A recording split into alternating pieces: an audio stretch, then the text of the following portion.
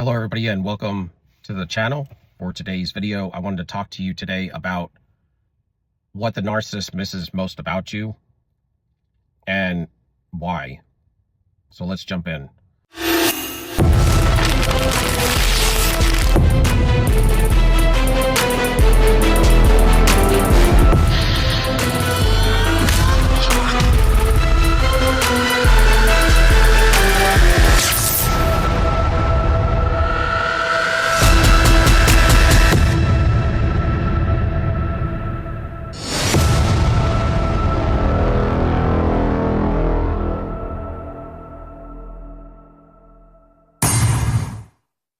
So the narcissist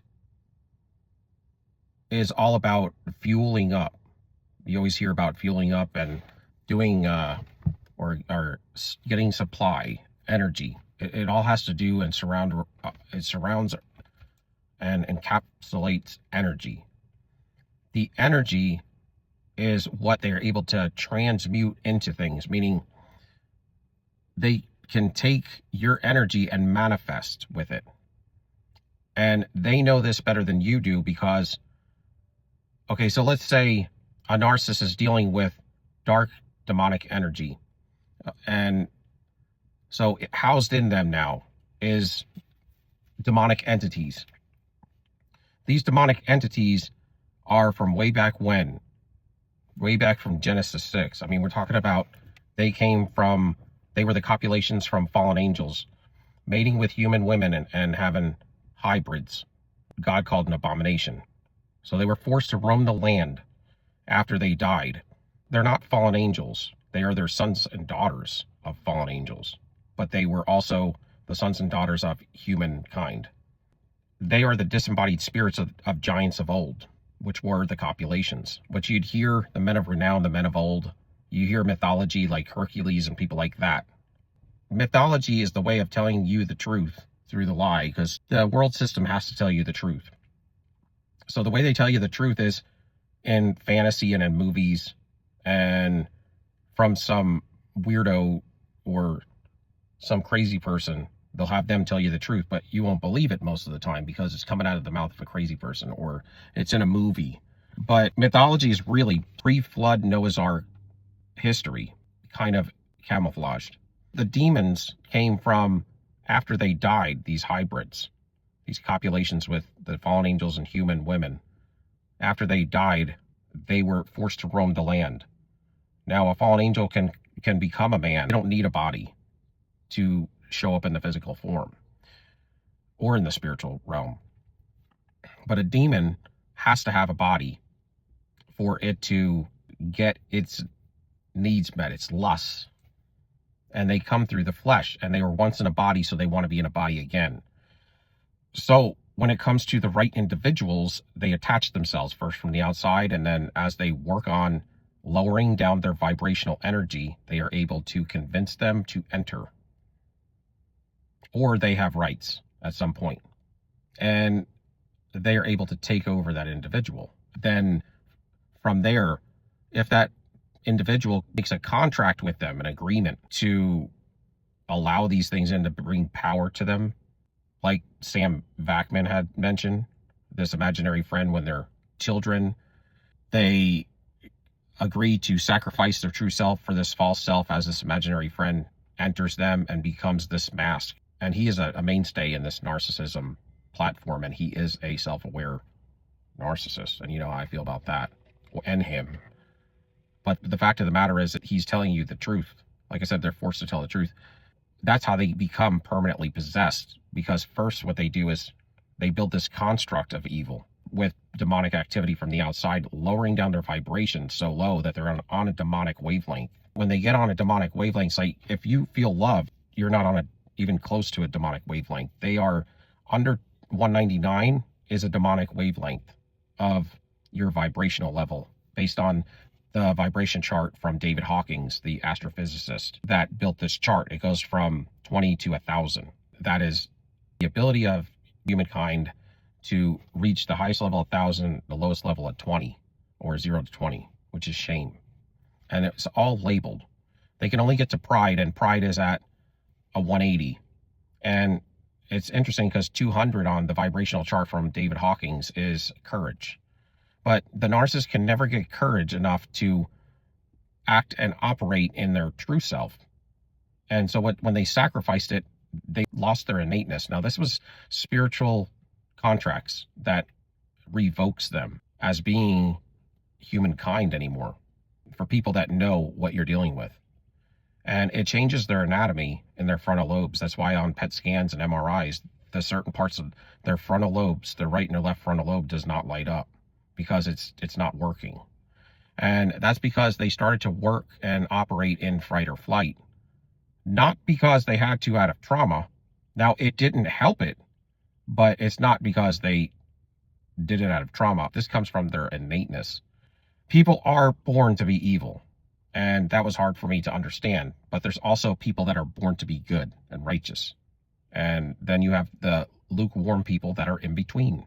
And when it comes to the narcissist family and hierarchy, what happened was at an early age, both them and the black sheep, us, had to choose which side we were going to be on. It doesn't mean you're saved and going to heaven, but it does mean that you chose either goodness and righteousness, that's the pathway, or you chose evil. And when you chose evil or you chose the goodness and righteousness, I would like to call it goodness because I think after you get saved, you get into and branch off into righteousness. But goodness is on the pathway to righteousness. And what they start out as is the pathway of bad and unequal scales and lying and cheating, and it turns into evil and wickedness. It's evil, and then it becomes their spiritual situation is it goes from evil, and then when it gets more spiritual, it becomes wickedness. And for us, it's goodness to righteousness. And so they made a pact now that they cannot change. And that closes up their innate self spirit. And you need your innate spirit to get to heaven. That's what saves your soul through the Holy Ghost. But that's what they did. And that's why you'll see that they have none of the 9 fruits of the Spirit that are spoken of in the Word of God. Love, joy, peace, kindness, gentleness, goodness, long-suffering, and good self-control. All of these things, these are called the fruits of the Spirit. Now, you have these whether you're saved or just a regular human in humanity. Regular humanity likes to cultivate these, and then people that continue on to salvation, they are able to see these on another level.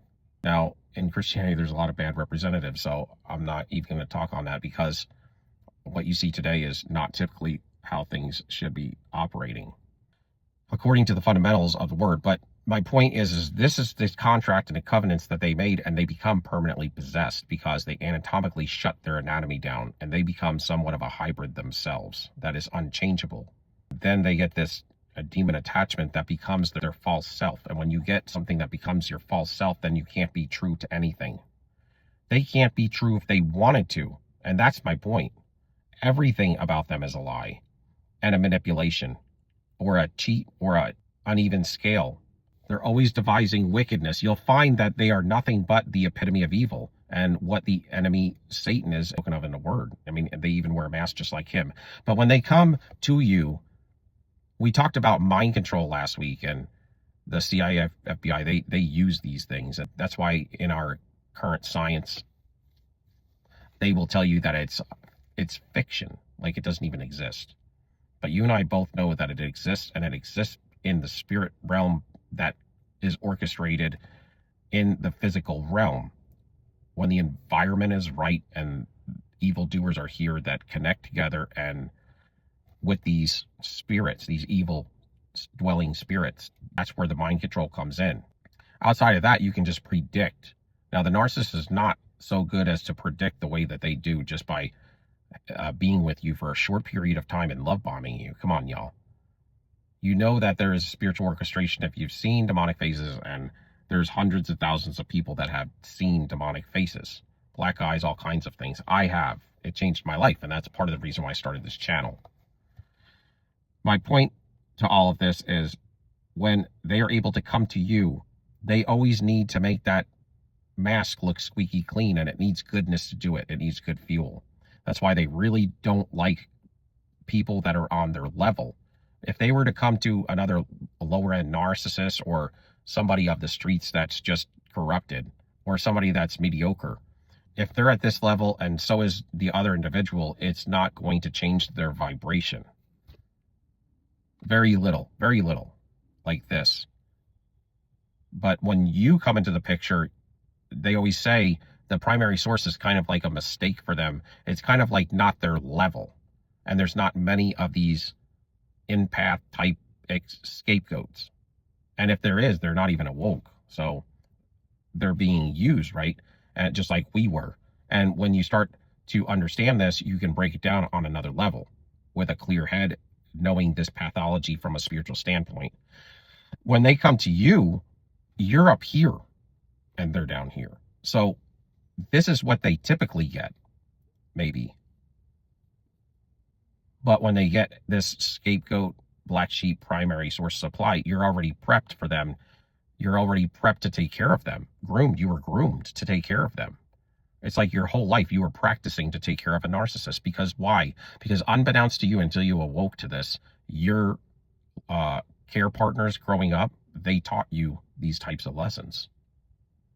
So you're almost perfect for them. And these are parts of the reasons why this spell work works so well on the black sheep. It connects right in. It's like if you had a plug, it's like you plug right in with them. And you're able to, it's bad for you, but it's great for them. You get weakened and they get empowered. And you, because we are at such different levels, we're different sides of the spectrum.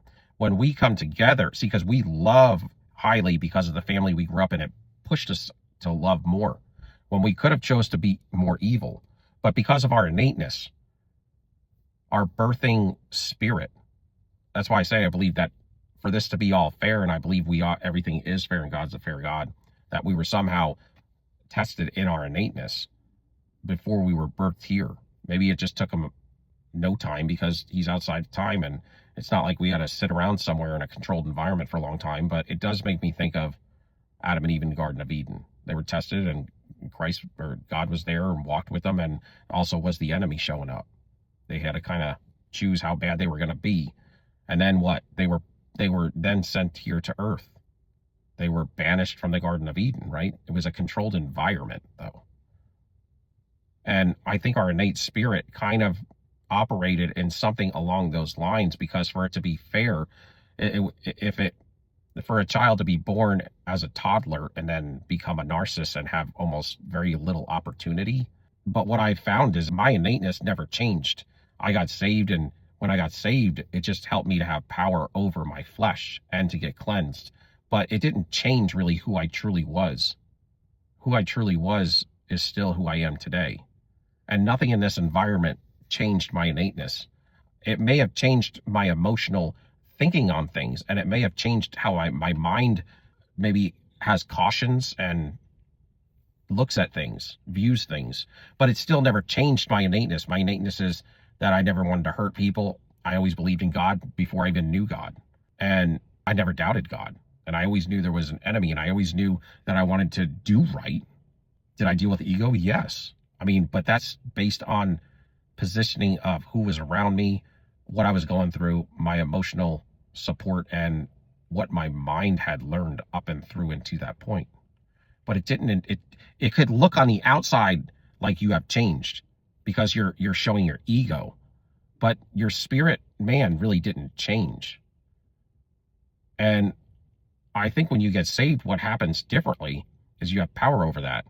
So you have the ability to defeat things in your life in the flesh inside, the way you operate, think, and your relationship with God. To be successful. See, the world likes to tell you you can be successful out here. Even the church does. And they got it. The world is running the church these days, y'all. The one that you see. I think most people that you're going to see are going to be in small churches or small groups, and they're going to be living for the Lord outside of what they call church today, because it is so corrupt. So we come here and we are already who we were going to be. Now we're just playing out who we are. And that's for us to get judged on what we did. So there's evidence of it. We can never say we didn't do it or we didn't have a chance or a choice. We did. We had our autonomy in the controlled environment, and we had our autonomy here. And what family we grew up in and all of that. We were determined before we got here.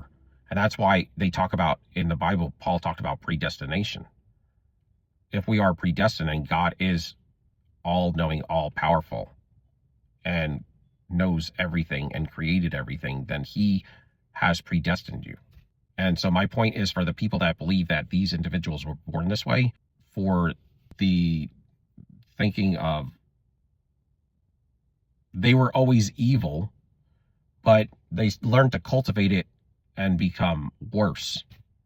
And that's the thing. You can get more righteous or you can get more wicked. That's the only thing you can do here. But it doesn't change who you are. It talks about Jeremiah in the Word of God that he knew and called Jeremiah to be a prophet to the nations before he was here. This mind control and this seducing, they target you, they target empaths, and they do it in subtle ways because that's how the enemy has always worked, and that's how his minions work, because they have the same heart as him. It's only devising evil.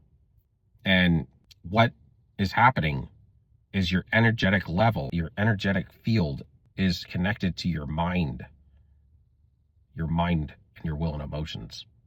That's the only thing out here that can be connected to, that spiritually, that is connected to you physiologically, and can cause you to be hijacked, controlled, or seduced into doing stuff that you normally wouldn't do. And so that's why they do some of these things that they do, but it's not them. It's the spirit beings inside them that are taking over and running these patterns on you. These patterns are orchestrations from demonic entities. It's on a whole nother level.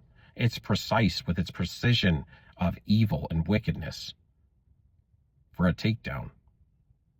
And just as you are being used when you're hijacked, the narcissist is as well. But the demon is got it so subtle with them, they almost don't even know they're possessed, because it works better for the narcissist and for the demon if they don't know. So they are camouflaged in there. And they have formed, with shutting off these love centers, it gives them the opportunity to just work in evil. Because if you don't have the 9 fruits of the Spirit, and you can't even turn them on anymore because you shut them down permanently, and you can't feel any of that, you are in arrested development with God. You cannot grow with God. You cannot grow spiritually in goodness. You can only grow down. So your vibration actually gets lower after it gets taken over. Because as you grow in your wickedness, your vibration gets lower. So you need more fuel just to operate at this level. And these guys got to operate with this mess being clean. They need pure fuel. They need, even in these horror movie stuff, you would see that they need virgin fuel. And the empath, the unawoke empath, is the best thing and the most potent thing they can get to virgin fuel. That's why they make you in-house, and those other people are flings. That's why they burden down you in a certain sort of way and control you and get you into Stockholm Syndrome, get you addicted to them, and manipulate your whole world to get you codependent to them and to cohesive control you and to breadcrumb you and ghost you and get you fixed a certain way. This is not physical, y'all. This is not just psychological. Gaslit, isolated, projecting upon and getting you to believe it. Lying, cheating, stealing all the time. And it's almost like you can't even have a conversation with them, but you don't leave them. You don't know anything about them, and what you do know is a lie, and you know it's a lie, and you still stay with them. And you don't think this is anything but psychological? If it was psychological, it would just be dealing with them and not you. It wouldn't be crazy enough to affect you in almost the same way, except for minus the indwelling of the spiritual beings.